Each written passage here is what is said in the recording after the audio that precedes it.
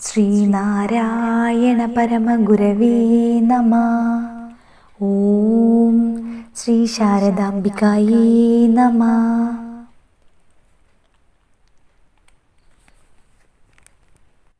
മഹാഗുരു പരബ്രഹ്മ സ്വരൂപനാണ്. ഗുരുവിന് അസാധ്യമായിട്ട് ഒന്നും തന്നെയില്ല. ഗുരു സശരീരനായിരുന്ന കാലത്ത് ഒരേ സമയം വ്യത്യസ്ത സ്ഥലങ്ങളിൽ ഗുരുവിനെ ദർശിച്ചിട്ടുള്ളതായി പറയപ്പെടുന്നു. മായാസഞ്ചാരം അത് ഗുരുവിന് സാധ്യമായിരുന്നു. അത്തരത്തിലുള്ള ഒരു സംഭവമാണ് ഞാനിവിടെ പറയുന്നത്.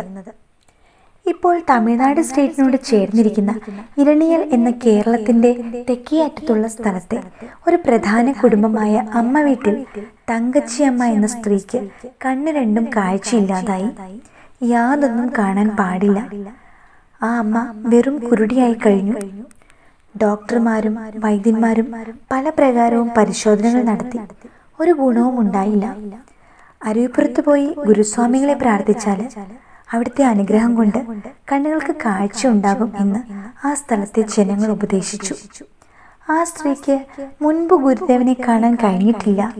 ആ അമ്മ അരുവിപ്പുറത്ത് വന്ന് വ്രതമായി ഇരുന്ന് ഗുരുവിനെ പ്രാർത്ഥിച്ചുകൊണ്ടിരുന്നു. അക്കാലത്ത് ഗുരുദേവൻ അദ്വൈതാശ്രമ സ്ഥാപനത്തിനായി ഉദ്ദേശം 140 നാഴിക അകലെ ആലുവയിൽ വിശ്രമിക്കുകയായിരുന്നു. ഒരു ദിവസം ഉച്ചപൂജാ സമയത്ത് അരുവിപ്പുറം ക്ഷേത്രത്തിൽ ആ അമ്മ പ്രാർത്ഥിച്ചുകൊണ്ടിരുന്നപ്പോൾ ഒരാൾ ക്ഷേത്രത്തിനുള്ളിൽ നിന്നും ഇറങ്ങി വന്നു. കൈകൾ കൊണ്ട് കുരുടിയായ ആ അമ്മയുടെ കണ്ണുകൾ രണ്ടും പിടിച്ചു തുറന്ന ആളിനെയും ശരിയായി കണ്ടു. കണ്ണുകൾക്ക് രണ്ടിനും പെട്ടെന്ന് നല്ല കാഴ്ച ഉണ്ടായപ്പോൾ ചുറ്റുമുള്ള സകലതും നോക്കിക്കണ്ട് ആ അമ്മ അത്യാനന്ദത്തിൽ മുഴുകി. കണ്ണുകൾ തുറന്ന ആ സംഭവം അവിടെയുള്ള സകലരെയും അത്ഭുത സ്തബ്ധരാക്കി. ശിവലിംഗ സ്വാമികൾ, കുമാരനാശാൻ എന്നിവർ ഉടനെ ആ അമ്മയുടെ അടുത്തെത്തി. കണ്ണുകൾ തുറന്ന ആളെ കണ്ടുവോ, അതാരാണെന്ന് ചോദിച്ചു. തുറന്ന ആളെ നല്ലവണ്ണം കണ്ടു, പേരറിഞ്ഞുകൂടാ എന്ന് ആ അമ്മ പറഞ്ഞു. കണ്ടാൽ അറിയുമോ എന്ന് ചോദിച്ചപ്പോൾ അറിയാം എന്ന് ആ അമ്മ പറഞ്ഞു. ഗുരുവിൻ്റെയും അവിടെ ഉണ്ടായിരുന്ന അനേകം സന്യാസിമാരുടെയും ഫോട്ടോകൾ എടുത്ത് ആ അമ്മയുടെ കയ്യിൽ കൊടുത്തിട്ട് കണ്ണു തുറന്ന ആ ആള് ആ കൂട്ടത്തിലുണ്ടോ എന്ന് ചോദിച്ചു. ആ കൂട്ടത്തിൽ നിന്നും ഗുരുദേവന്റെ പടം പ്രത്യേകം തൊട്ട് കാണിച്ചിട്ട് ആ പടത്തിലുള്ള സ്വാമിയാണ് തൻ്റെ കണ്ണുകൾ തുറന്നതെന്ന് ആ അമ്മ നിസ്സന്ദേഹം പറഞ്ഞു. അങ്ങനെ കണ്ണുകൾ തുറന്നത് ഗുരുവാണ് എന്ന് എല്ലാവർക്കും ബോധ്യമായി. ലോകത്ത് സ്വതന്ത്രമായി ജീവിക്കാൻ വേണ്ടി കണ്ണുകൾക്ക് വെളിച്ചം കൊടുത്ത ഗുരുവിന്റെ കൃപാകാരുണ്യത്തിനായി ആ അമ്മ ഗുരുദേവനെ സ്മരിച്ചു. 140 നാഴിക അകലെ ഇരുന്ന ഗുരുദേവനാണ് മായാസഞ്ചരിയായി ചെന്ന് കുരുടിയായ ആ അമ്മയുടെ കണ്ണുകൾ തുറന്നത്.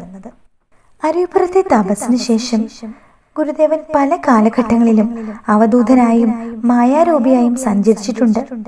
സമാധി പര്യന്തം അപ്രകാരം ചെയ്തിട്ടുള്ളതായി അനേകം അനുഭവങ്ങൾ ഉണ്ടായിട്ടുണ്ട്. കുരുടിയായ ആ അമ്മയുടെ കണ്ണുകൾ തുറന്ന അതേ സമയം വേറൊരു സ്ഥലത്ത് വെച്ചും ഗുരുദേവനെ കാണുകയുണ്ടായി. ഗുരുവിനെ വിശ്രമിക്കാനായി അരുവിപ്പുറം ക്ഷേത്രത്തിന് 2 മൈൽ വടക്കായി ആ അരുവിയുടെ തീരത്ത് ഒരു ആശ്രമമുണ്ട്. അവിടുന്ന് അരുവിപ്പുറത്ത് വിശ്രമിച്ചിരുന്ന കാലത്ത് ഈ ആശ്രമത്തിന് സമീപമുള്ള ഒരാൾ അതിനടുത്ത് വന്ന് അരുവിയിൽ ചൂണ്ടയിട്ട് മത്സ്യം പിടിക്കുമായിരുന്നു. അവിടെ മത്സ്യം പിടിക്കാൻ പാടില്ല എന്ന് ഗുരു കൽപ്പിച്ചതനുസരിച്ച് മത്സ്യപിടുത്തം തീരെ നിന്നു. ഗുരുദേവൻ പിന്നീട് ആലുവയിൽ വിശ്രമിക്കാൻ തുടങ്ങിയതിനു ശേഷം പഴയ മത്സ്യപിടുത്തക്കാരൻ ചിലപ്പോൾ ആശ്രമത്തിനടുത്ത് വന്ന് മത്സ്യം പിടിക്കാൻ തുടങ്ങിയിരുന്നു. കുരുടിയായ ആ അമ്മയുടെ കണ്ണുകൾ തുറന്ന ആ ഉച്ചസമയം അയാൾ അവിടെ ചൂണ്ടലിട്ടുകൊണ്ടിരുന്നു.